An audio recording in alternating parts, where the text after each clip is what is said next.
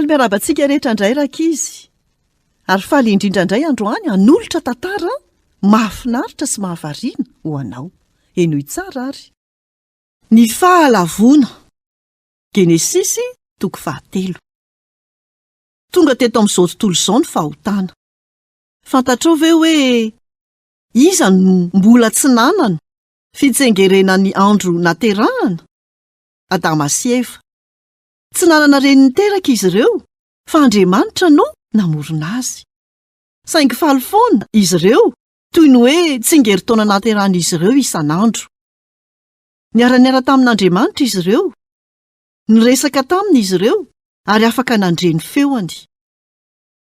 Tsy mbola nisy ady, na aretina, na aia tamin'izany. Nomen'Andriamanitra zavatra maro be izy ireo, ka hoy izy taminy: Ny azo rehetra eo amin'ny sady azonareo hinanana ihany, afa-tsy ny azo eo afovoany. Aiza mikasika io azo io, fandrao maty anareo. Azy ireo avokoa ny zavatra rehetra, afa-tsy io zavatra manokana io. Manome voninahitra an'Andriamanitra i Adama sy Eva, noho izany mankatoa azy an-tsitrapo izy ireo. Nipotra nefa ilay olona iray izay tsy tiantsika hanana fifandraisana tsara amin'Andriamanitra. Devoly izany. Anjely niavonavona loatra izy taloha, ary naniry ho tahaka an'Andriamanitra, ka dia noroahana avy tany an-danitra. Tena nitentanao tokoa ve Andriamanitra, fa tsy tokony mihinana amin'io azo io ianareo? Afaka mihinana amin'ny azo rehetra izahay, afa-tsy ity iray ity, raha tsy izany dia ho faty izahay. Tsy ho faty ianareo. Ny fahavalon'Andriamanitra dia mpandainga hatry ny ela. Mamadika ny tenin'Andriamanitra izy io, ary mamafy fisalasalana. Fantatreva tsara tao am-po ny didin'Andriamanitra, saingy lasa niain'ny devoly ilay mpakafanahy izy tamin'ny farany. Tian'ilay voankazo teo amin'ilay hazo, rehefa nijery azy io izy.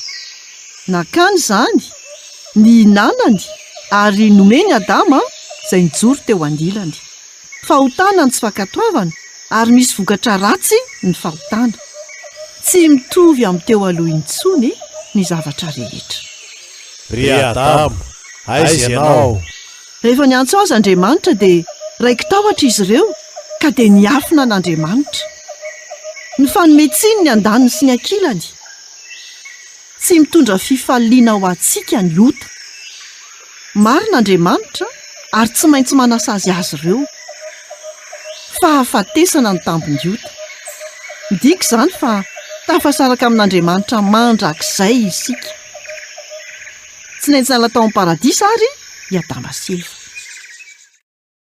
Ny loza ratsy indrindra no nitranga.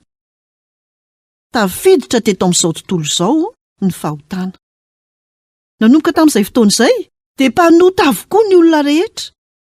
Saingy Andriamanitra dia fitiavana. Izany no nampanantenainy antsika mpamonjy iray izay hitondra ny fahotantsika ho an'ny tenany, ary hanome antsika fiangana vaovao. Ao amin'ny tantara manaraka dia andre momba io mpamonjy io ianao. Izay indray no anjara hafatra ho antsika tamin'ity anio ity, tahiny tompo daholo, nanolotra ny tantara zokomy.